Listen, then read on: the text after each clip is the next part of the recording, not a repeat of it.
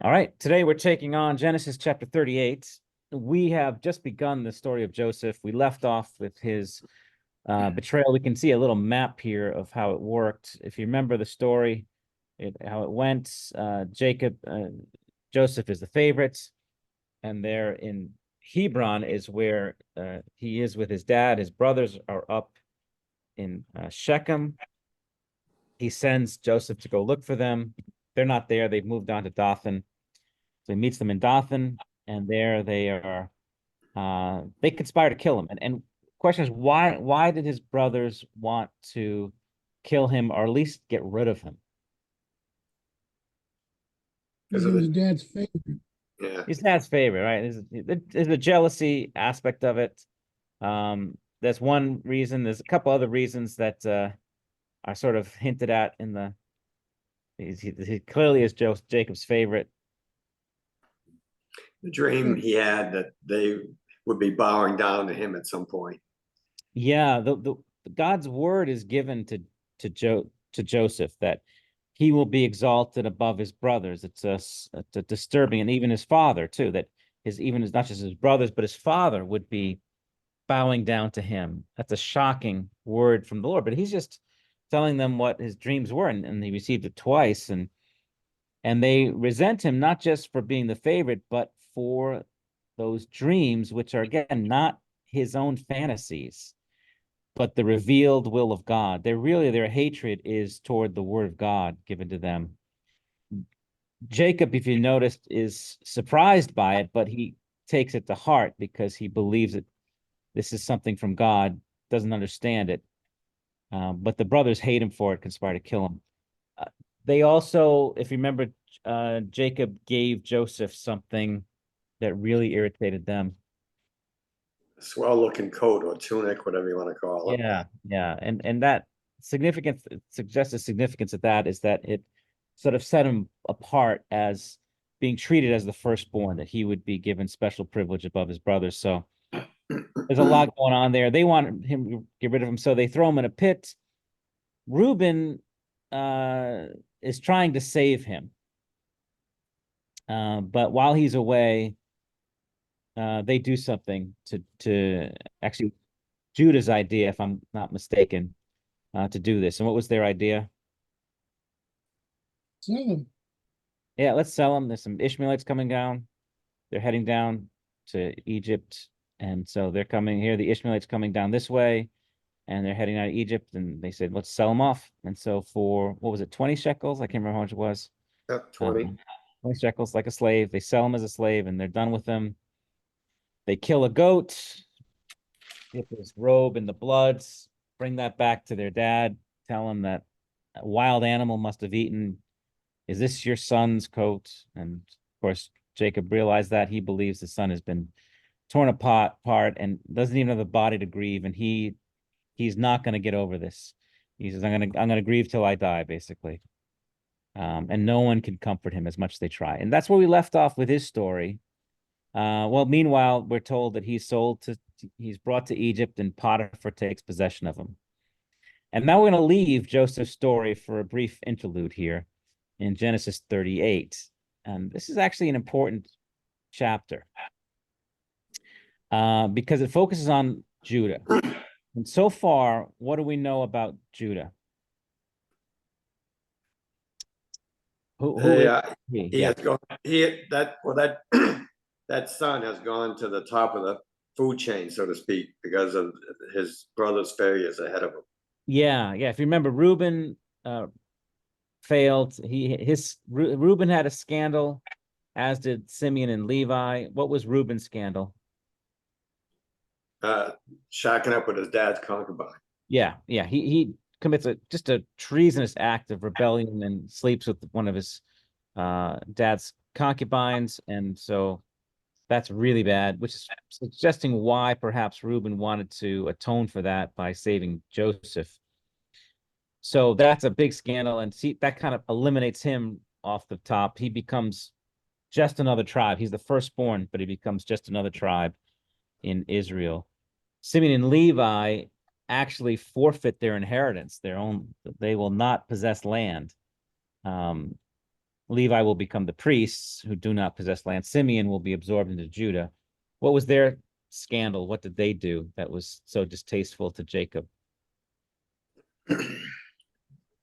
They went and murdered all the folks that had raped Dinah. Yeah. And had all the people associated with them. Yeah. So they had committed, I mean, murder. They murdered an entire city of men. And God uses that to preserve, because Jacob was in a bad way about to enter into covenant with pagan people. But it still was a treacherous act, and Jacob's concern is that all the allies in the land would then conspire against them, and they'd be in real trouble. So now we're left with Judah is the fourth one. The focus is going to be on him. Out in the story of Joseph, keep an eye on Judah. He's going to be a big character in this story. Even though Joseph is the main focus, Judah has a part to play, and he's going to be very significant. So I would say this is a turning point for Judah. So far, what we've seen of him is not a lot to like about him or any of the brothers at this point. It was Reuben, you could give him a little credit. He wanted to actually save his brother and bring him back, but it was Judah's idea to sell him as a slave. He was the one who did that. So now we have this story of Judah where we can see just how dark it has become for him. So let's get started here. Claudia, would you read that first paragraph for us, verses 1 to 5, Genesis 38?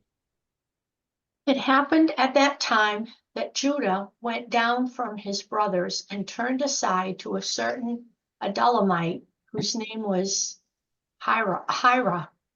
There Judah saw the daughter of a certain Canaanite, whose name was Shua. He took her and went into her, and she conceived and bore a son, and he called his son's name She conceived again and bore a son, and she called his name Onan. Yet again she bore a son, and she called his name Shelah. Judah was in Chezbid when she bore him. Okay. All right. There's so much wrong in this passage here. Let's go through it. First thing, what do we learn about Judah? Is it phrases, it gives you a hint of what's coming in the way it phrases things here. Notice what it says in verse 1 about what Judah did in verse 1. Turned aside. Yeah. So yeah, he first of all, you see, he went down from his brothers, and turned aside to Hira, an Adullamite. I'm assuming an Adullamite is one of the Canaanite tribes there. So there seems to be now, there's a separation that he has, and it's emphasized in the next verse, that he's kind of pulling away from his family in this scene. And what does he do when he turns aside? What does he do? And notice the language. What does it say about Judah? He saw a daughter of a certain Canaanite, so something lit his fire, so to speak. Yeah, so he saw a Canaanite woman, daughter of Shua, and took her. Where have we heard that language before? Saw and took. Well, the king who took Dinah, for one thing. There was that, but I'm thinking earlier in the book of Genesis, much earlier in the book of Genesis, where we have that phrase. With Sarah, was it the Egyptian king or the Oh yeah, that's kind of, Pharaoh kind of does that. He sees, and I was thinking even further back, way back. Well, Eve saw an apple and took that. like Eve saw and took the apple, and like the sons of God in Genesis 6, who saw the daughters of men and took them. That language of saw and took is the language. This is the language of rebellion. Like Eve, like Adam and Eve in the garden with the forbidden fruit. And the sons of God, who saw the daughters of men and took them. something clearly presented as wicked and forbidden. And we know this is forbidden. We don't even need to be told that.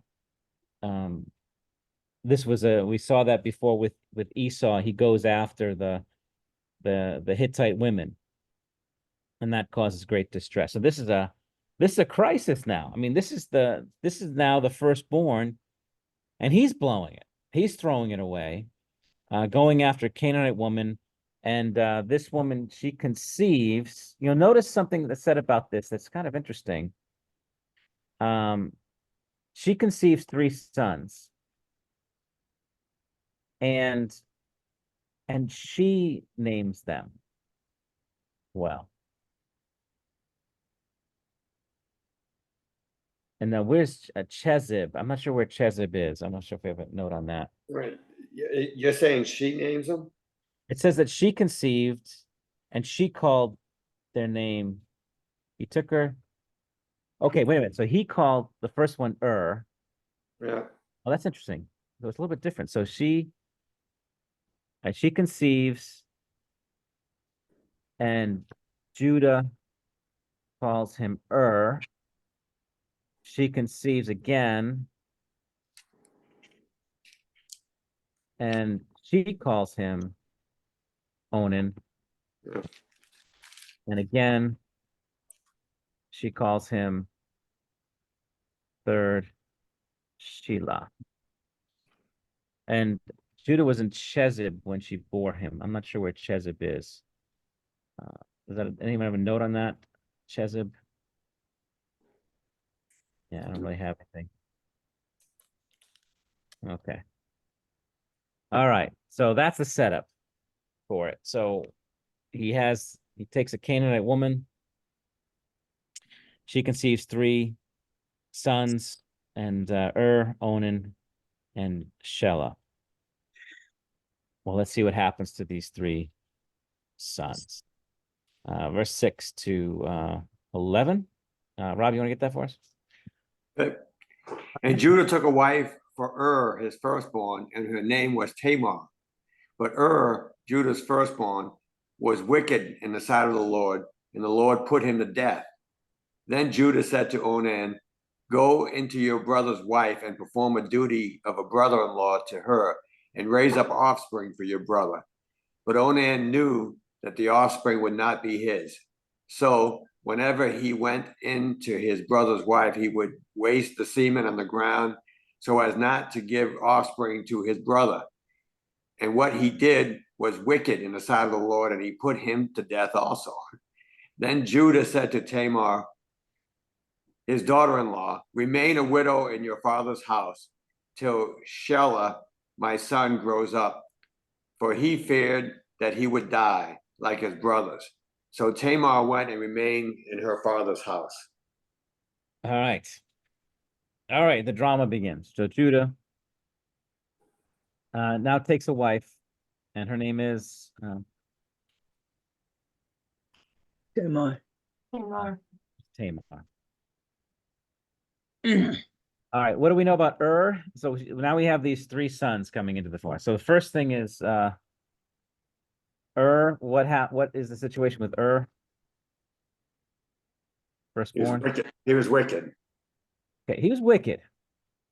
And because of that, the Lord put him to death.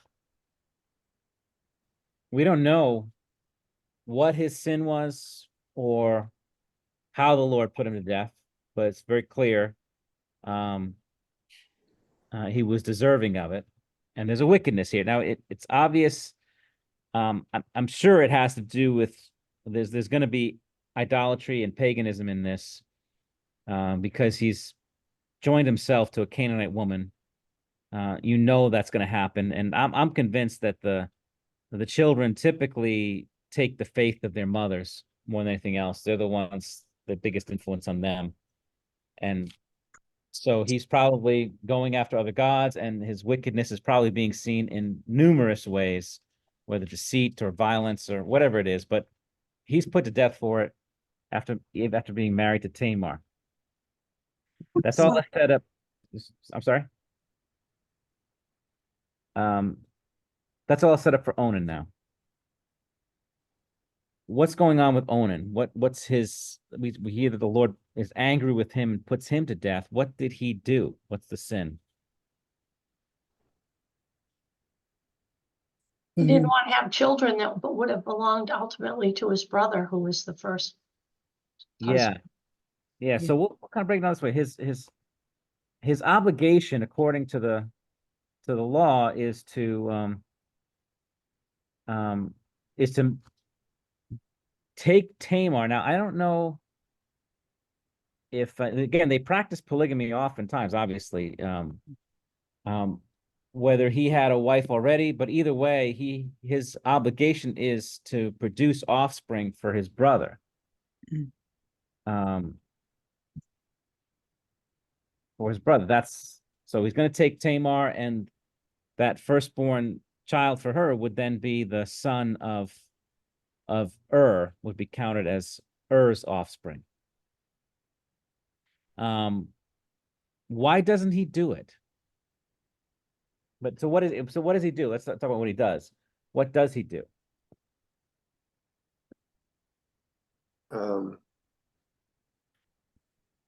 Yeah, he intentionally misses the target for one thing. That's a good way to phrase it. Coitus interruptus, Yeah. I believe is the Latin word.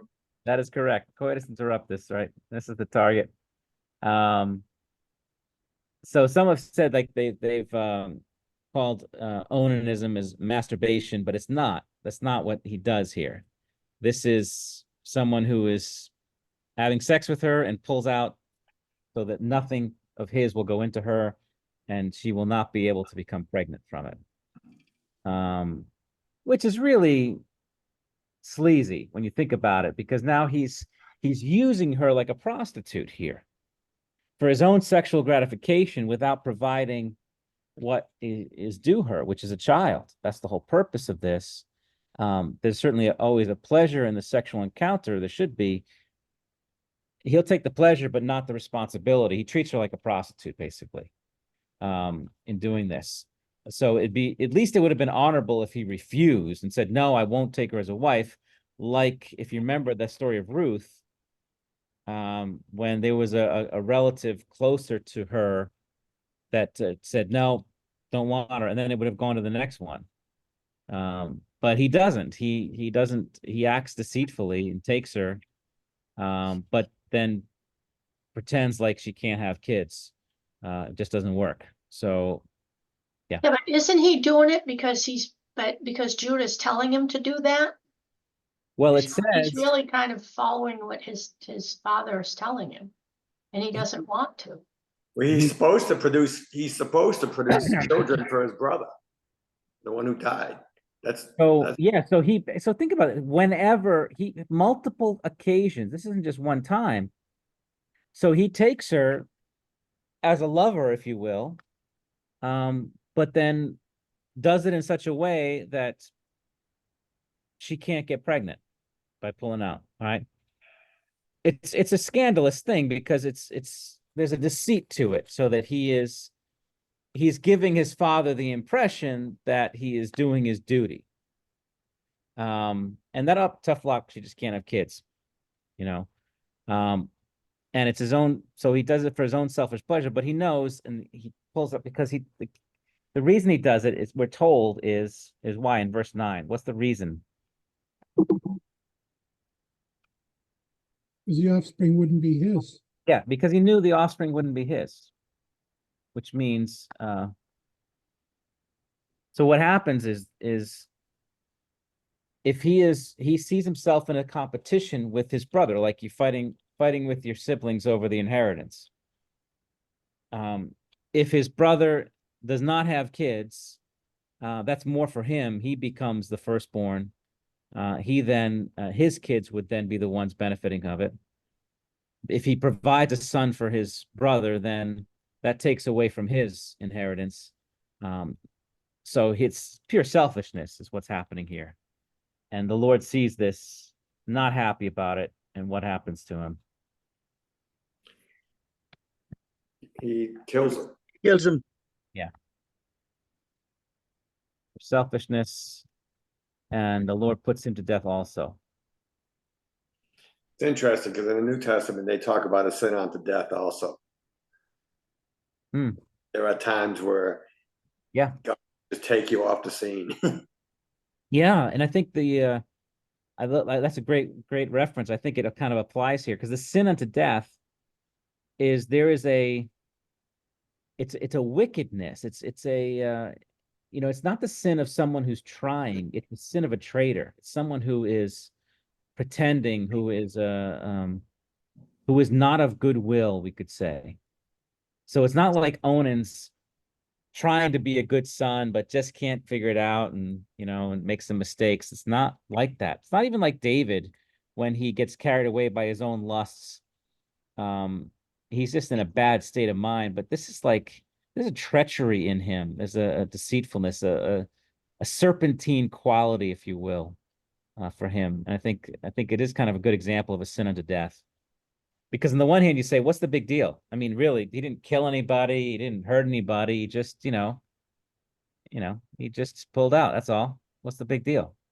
But it's the whole deception of it. It's the whole matter and the whole heart motivating things here that are really wicked in the eyes of the Lord. Of course, I heard a sermon, Pastor, on 1 John, where the sin unto death was the sin of unbelievers. That was a Michael John sermon. Was it mine? Was it my sermon? Yeah. Yeah, I would say it's the in the church, he says, I don't pray for that, but there is that that wicked quality. So it talks about in the Old Testament, you often hear references to the wicked and the righteous. It's not saying that there are righteous people who are perfect. Even righteous people will sin, but it's a rebelliousness. Yeah, rebellious heart. All right, verse 11. So Judah then, let's talk about the last son, Shelah. So the first one's gone. So we'll cross him out. It's no more. Onan, he's gone. And so let's talk about Shelah. What do we learn about Shelah?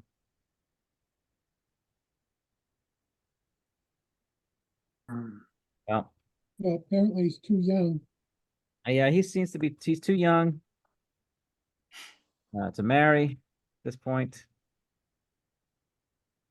So she has Judah has Tamar wait.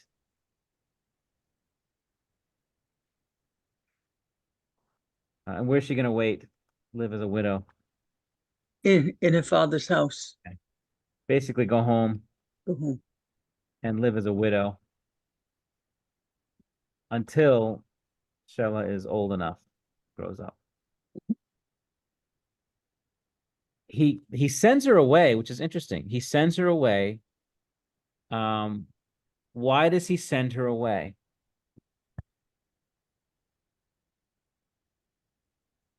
I mean, why not? Well, he's keeping her protected until his youngest boy grows up. In order to still fulfill that statute, that one of the brothers has to bring children for his older brother. Yeah, what do you think Judah's mindset is? Because there's a little phrase there in verse 11 in the middle of the verse that explains why he sends her away as opposed to keeping her in the house until Shelah is old enough to do his duty for her. He sends her back to her father's house. And it says there in that text what was motivating his decision to send her away. I feared that Shelah would die like his brothers. Yeah, he feared It'll that be too Shelah would die too.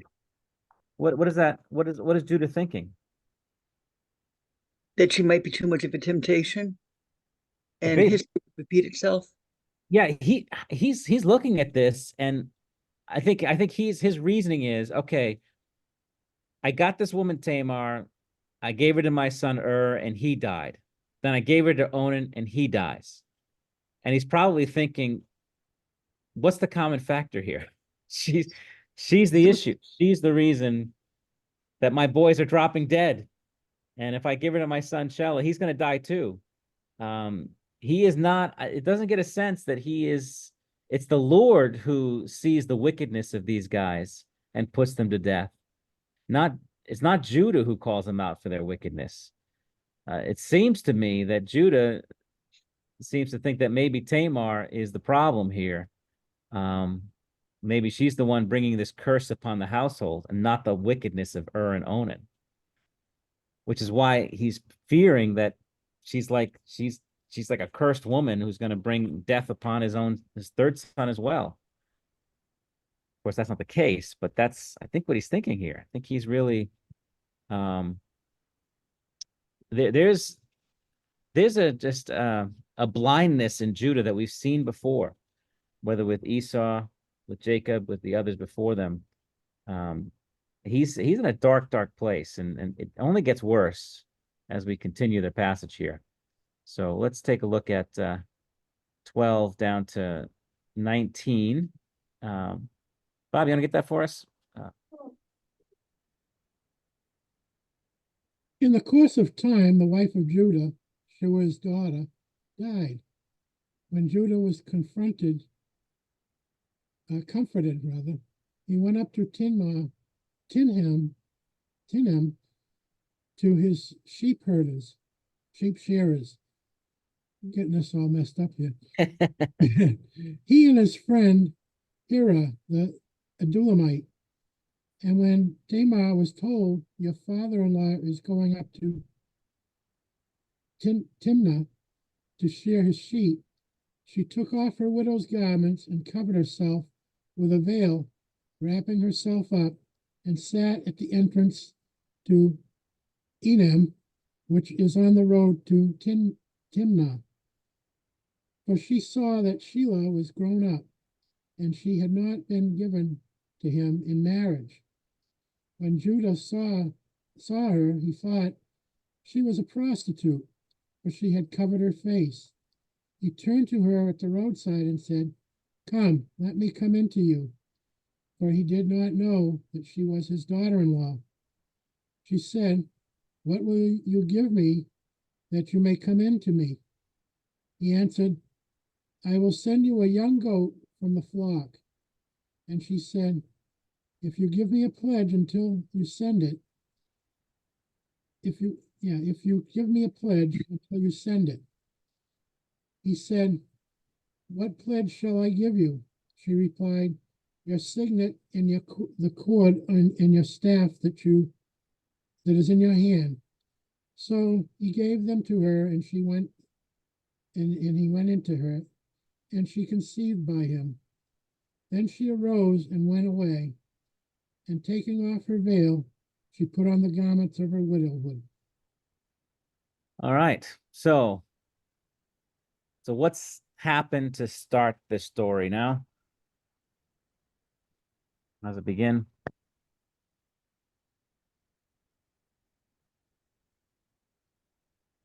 Well, Judah's wife died. Yeah. So Judah's wife dies. And so this is in the course of time. So this is many years later.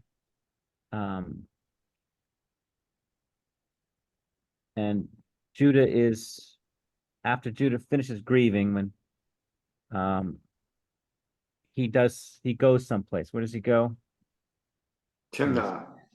Yeah. To Yeah. see the sheep hearers, the sheep people. Grieving. He goes to Timnah to shear his sheep. All right. So Tamar is told about this.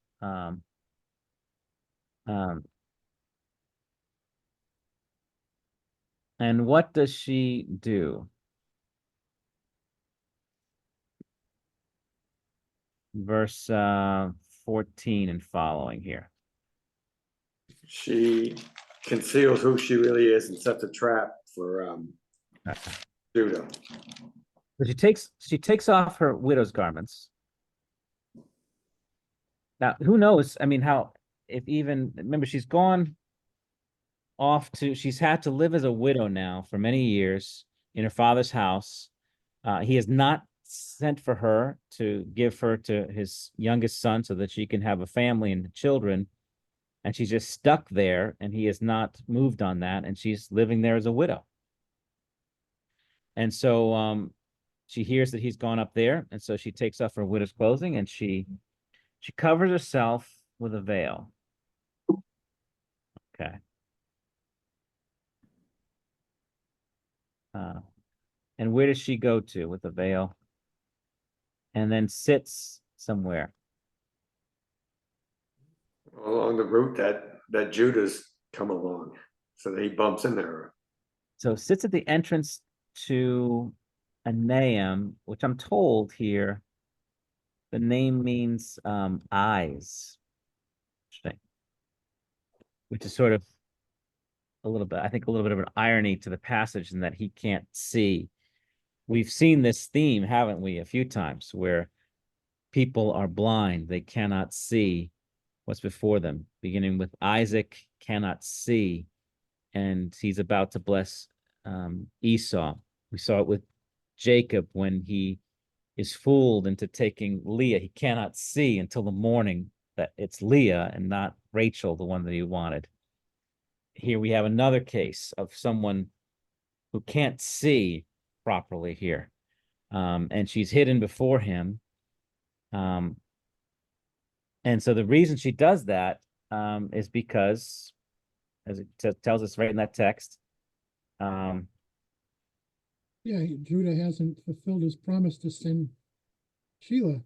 yeah, Mhm. she saw that Sheila was grown up and she had not been given to him in marriage. So she's like, she feels herself in a desperate situation here. Like Judah has been forsaking his promise to her that he was going to give her to his son, and now he's grown up and she hasn't done it. And so she goes there. What she has in mind is it her intent to tempt him or lure him in some way? Well, I'm not sure. Sure looks that way to me.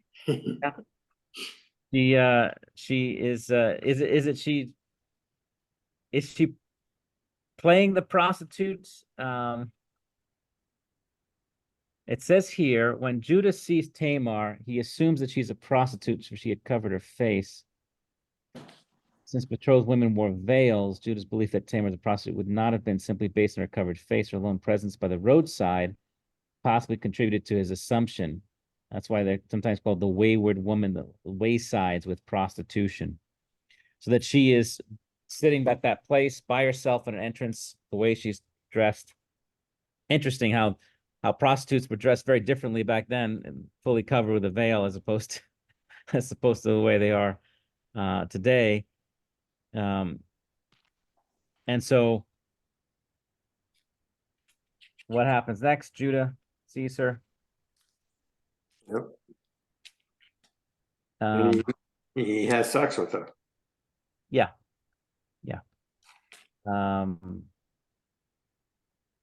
Thinks she's a prostitute. And we're told later on what kind of prostitute. Do you know what it says later on in the text?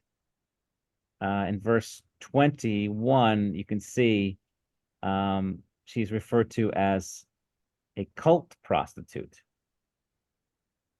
So that adds a little more flavor to this text here. Thinks she's a cult prostitute. What is a cult prostitute? Is that the ones that, I'm not positive, I'm wagging, is that the ones that had sex in the temple as part of a worship experience, so to speak? Yeah, this is cult prostitution was a big part of pagan fertility rites here. So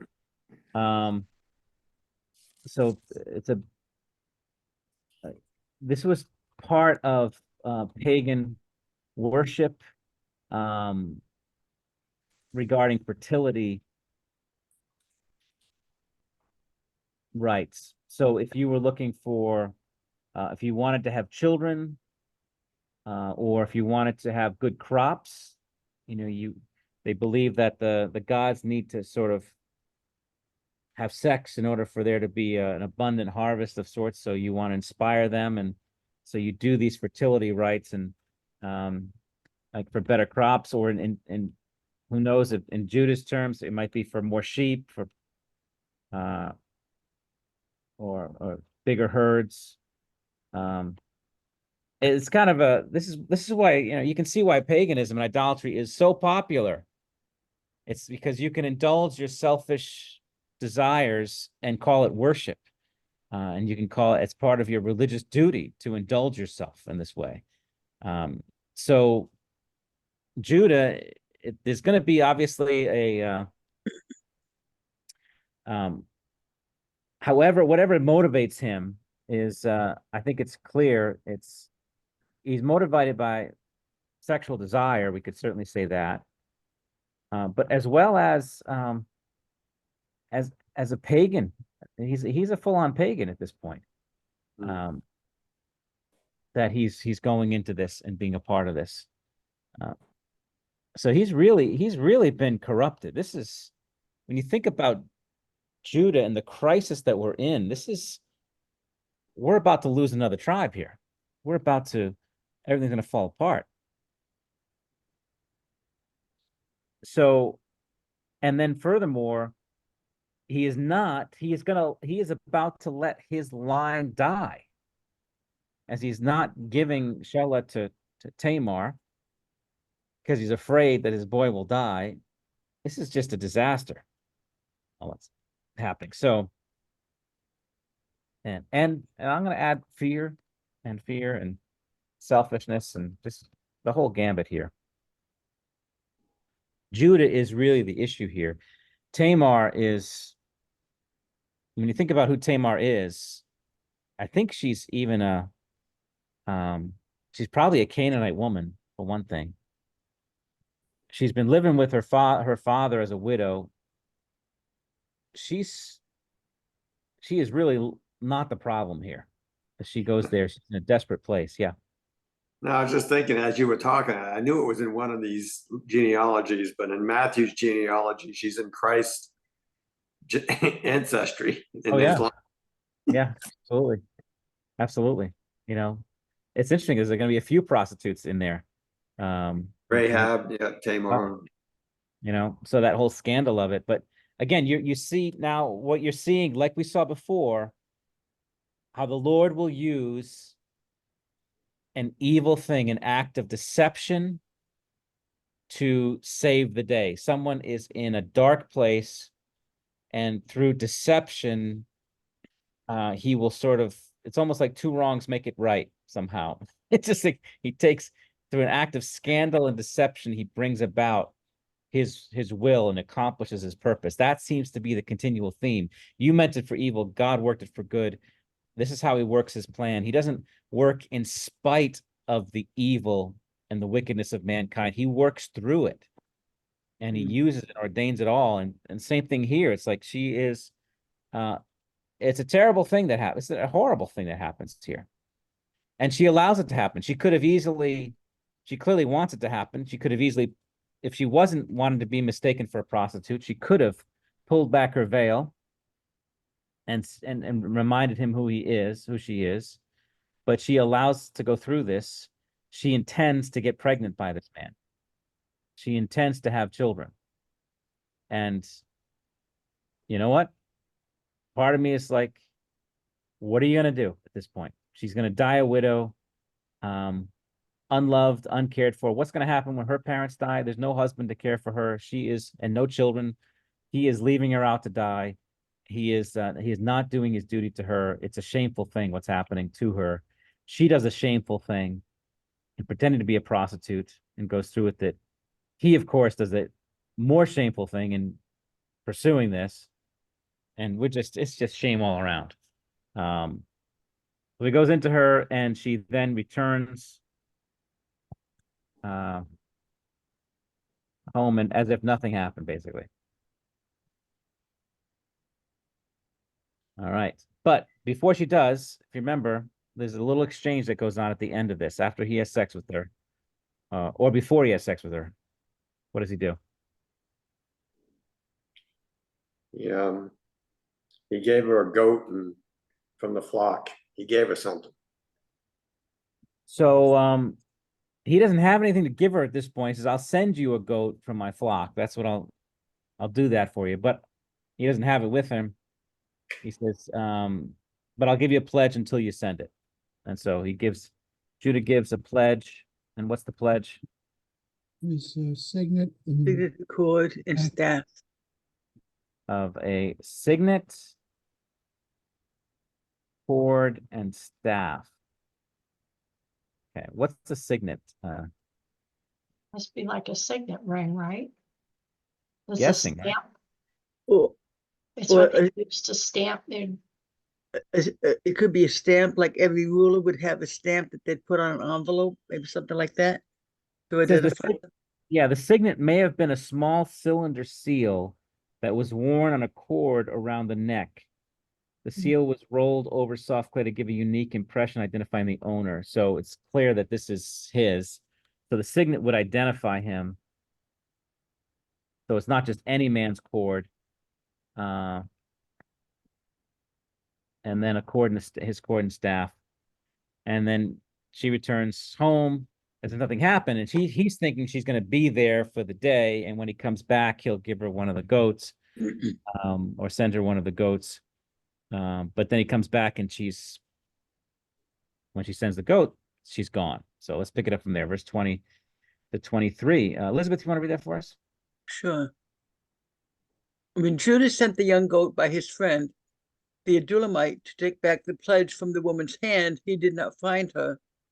And he asked the men of the place, where is the cult prostitute who was at Enam at the roadside? And they said, no cult prostitute has been here. So he returned to Judah and said, I have not found her. Also, the men of the place said, no cult prostitute has been here. And Judah replied, let her keep the things as her own, or we shall be laughed at. You see, I sent this young goat, and you did not find her. So, all right, interesting. So Judah sends the goat in return for the pledge, but what happens? Yep. Uh, Find her. can't find her. But his friend, the Adullamite, can't find her. And so Judah says something interesting here. So he says, well, if that's the case, then what? Let her keep the things as her own. Yeah. Okay. Okay, let her. Otherwise, what? He'll be found out. They'll Yeah, be laughed at. we shall be laughed at. Curious about that one here. Which is going to happen. So, hey, so he wants to keep this secret, which is kind of, you can start seeing, you'll notice that the sins of this family are all kind of in the dark too. Mhm. We're not told what his wickedness was, but Onan is happening in secret. These things the Lord sees. It's like a reminder, the Lord sees. Judah does this wickedness in secret. There's no one around. He's all by himself. He's traveling. Perfect time to do this. And you see his heart's being revealed in this. But he still wants to maintain this reputation. He's fearful that he's going to be found out. It's kind of like I don't know, it's a shameful story of remember Bob Kraft, the owner of the Patriots? Yeah, when he went to the visit, he had his own visit with a Tamar. Yeah, and there was like a sting Oh, operation. He the went to massage parlor. the parlor, and this lonely, old widower goes there, and it's exposed, and it just becomes a laughing stock. It's such a shame to him, such a shame. It's so sad. This is how he's going to be known. This highly respected man, the owner of this great franchise, beloved husband. He truly loved his wife and seemed to be a great husband and father, and so respected. And then the last story you have of him is him being caught in this sting operation where he's caught at a massage parlor. Just horrible, just horrible. So Judah clearly is there's no conviction over his sin, is there? No. Just concern about his reputation. Well, what amazes me is he hasn't shown high character since the very beginning. I mean, he just he catches what he wants. He sees something, he gets it. Right down from the first time he had Yeah. he found that woman. Yeah, he's a man. He is just the worst. You look at these guys and you're amazed at their just emphasizing this is the grace of God, isn't it? This is the grace of God. And you have this Judah, and you're like, what is there anything good in this man? This man is depraved, absolutely depraved. I mean, from the selling of his own brother to slavery, it was his idea to do this, to marrying, taking a Canaanite woman, having children by her, doing wrong his daughter-in-law and not taking care of her needs, only concerned about his own selfishness, and then going and seeking a prostitute and pursuing these pagan things. And then even there, when he can't find her, he's just only concerned about his reputation. I don't want to be laughed at. I still want to be taken seriously, even though I'm a total scoundrel. I mean, it's just picture is not a good one. So and this is going to be the firstborn of Israel here.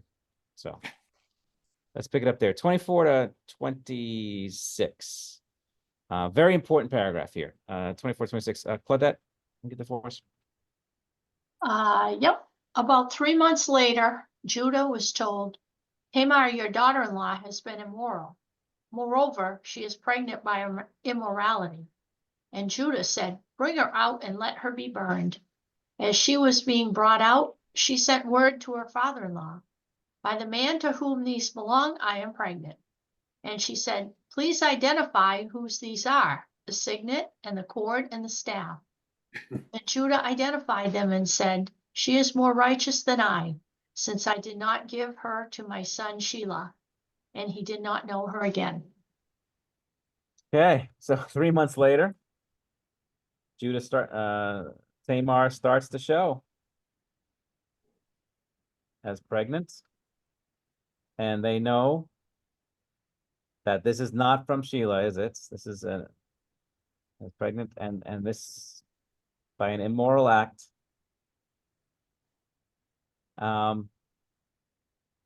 What does Judah say? He's more righteous than I am. Well, before that, Bring her out so she can be burned, so she can be punished.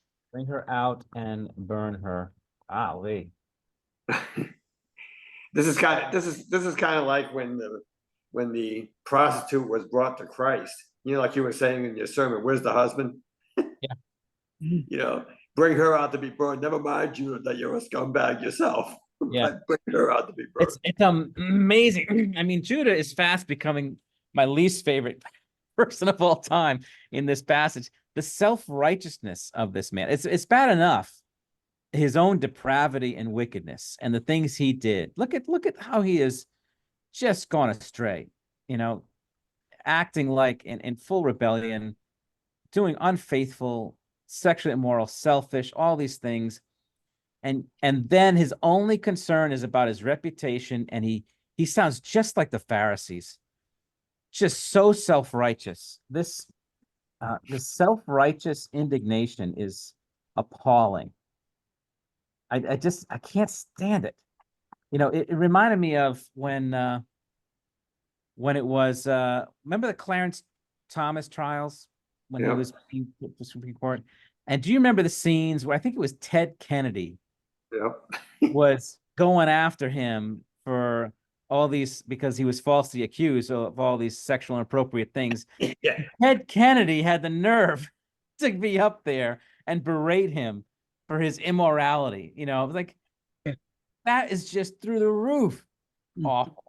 I mean, just you referred to the Ted who drove off a bridge and led her there to drown while he swam off. The Ted Kennedy who raped. I mean, he was such a horrible human being, but he was he had this reputation of being so noble and so dignified. If there was any royalty in America, it was the Kennedys, right?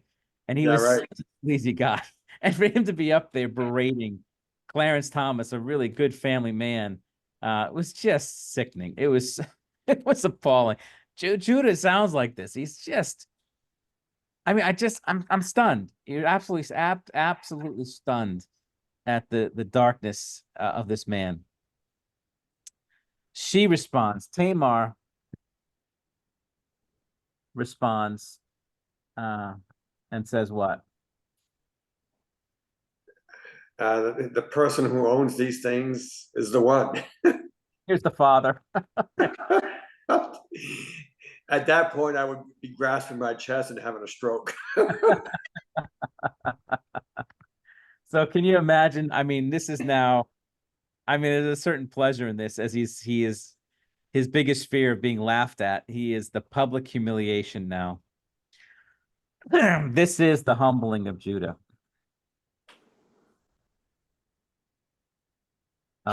Publicly humiliated after making that big scene too. And we his words and his actions now show there is a real repentance going on. What does he say? He's more righteous than I am. Yeah. That's a powerful statement. That No. means I'm not righteous. If he's calling a prostitute righteous. Yeah. He says, I'm the bad guy here. He finally owns his sin in this. I'm the bad guy in this. She's more righteous than I am. He doesn't even, it's almost like, you know, whether you can judge for yourself whether what you did was right or wrong. I was wrong. I did wrong. I am it. You know, I'm the problem here. This is a really I think it's a really big, important turning point for all people, is when you come to the place where you really see yourself as the problem. That's really at the heart of the gospel. It doesn't begin until we see ourselves as the problem. And so it's like people going through life as, you know, a series of all these broken relationships and all the hurt and pain, and every relationship they've ever entered into just ends in disaster and brokenness and heartache. And then one day it occurs to them that the only thing that all my relationships have in common is me. And maybe I'm the problem. Maybe I'm the bad guy. Maybe I need to make some changes. Maybe I'm not doing things right. And maybe I need to stop blaming everybody else and start taking ownership of my own sin here. And this is what's happening with Judah right now. He takes ownership finally of all the things he's done. Once he's publicly humiliated, he's able to see the light. All is exposed. He sees the light and he owns his own sin. And then what happens next? What does it say? He didn't have relations with her again. Yeah. He did not know her again. He does not take her as his wife. He's given her children, you know, but he will not take her and know her again. He'll take care of her. You know, he will provide for her, but he will not know her that way again. And his sin, you'll notice, is he sees what is Judah's biggest sin in all of this that he says. I didn't give my son Sheila. Yeah.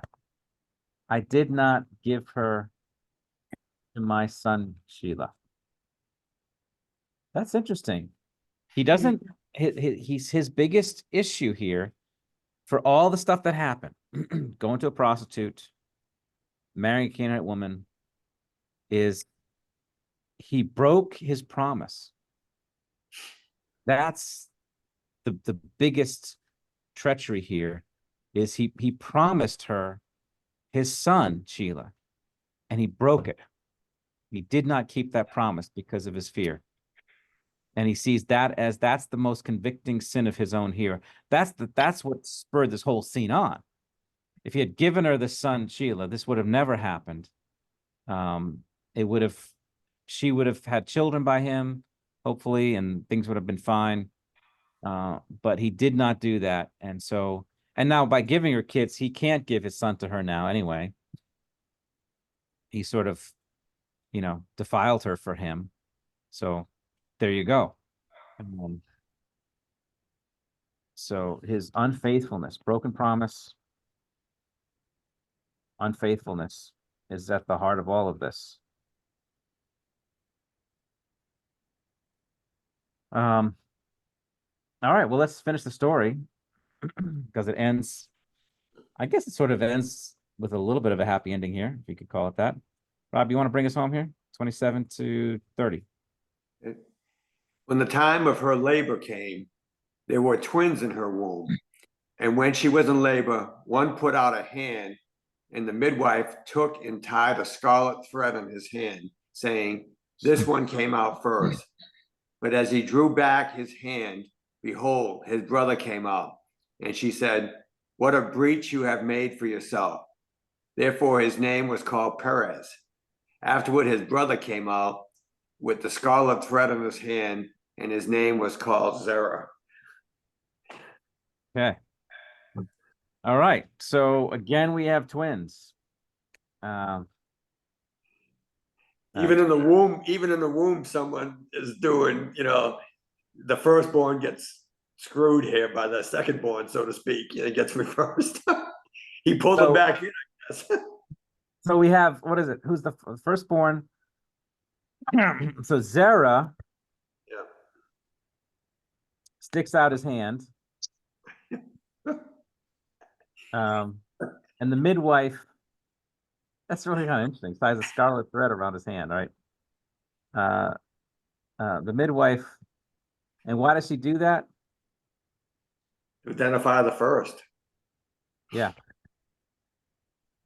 Very important to establish who's first.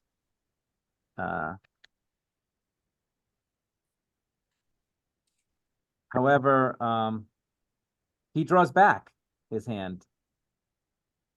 And what happened? Zerah draws back.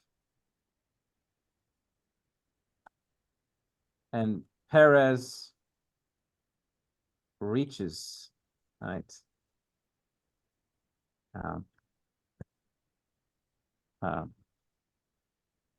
Comes out first.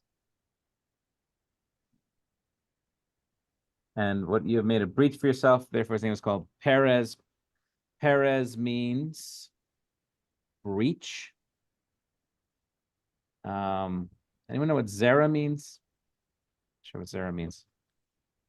Let's see. A. Dawning or brightness?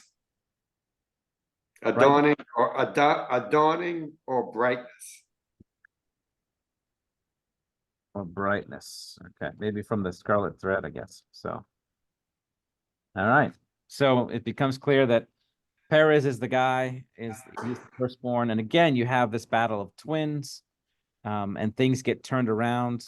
Not what you expected. You're surprised. She's surprised. You can see the exclamation point. She said, "What a breach you've made for yourself." She's shocked at what has transpired here as Perez comes forward, and it's through Perez. So immediately, all right, these birth narratives are really important as we're following the line here. Judah, who is now the firstborn, once he's been humbled and broken, twins are finally born to him through Tamar. We don't know. I don't think we know what became of Shelah after that, if he had any more kids from him. But Perez and Zerah are the ones who are going to carry on the line of Judah. And Perez is the main one the kings will come from him, as he is the one who is sort of miraculously comes out first. So there you go. That is the story of Judah and his sons. Yeah, what can we say to this here? Any last comments or thoughts on this passage here? This is an interesting one. Somehow God provides hope to us screw-ups by showing all these characters with incredible blemishes. I mean, it would be very dismal for us if all the characters in the Bible were studs, studesses, but they're not. Yeah, it really is. And yet he's merciful to them. You really see his grace. You see his judgment in the scene. The Lord is to be taken seriously. You see his judgment. I mean, he puts 2 sons to death for this. I mean, that for their wickedness. But he's also he's faithful to his promises, and his steadfast love endures forever. And even he made a promise to Jacob through his sons, and that through Judah, he makes promises and he keeps them. Even Judah's failures cannot thwart God's promises to them. That's very encouraging. But it's also a fearful story as you see the death and the scandal. And but God ultimately, how he saves Judah is going to be through first this scene here, this public humiliation as he exposes him, and Judah finally his eyes are opened to see the sinful man that he really is. And Judah, you will see a different flavor of him from now on. You're going to see a very different figure as we go through the Joseph story. So great chapter. And it does fit the theme of what we've been talking about so far in Genesis.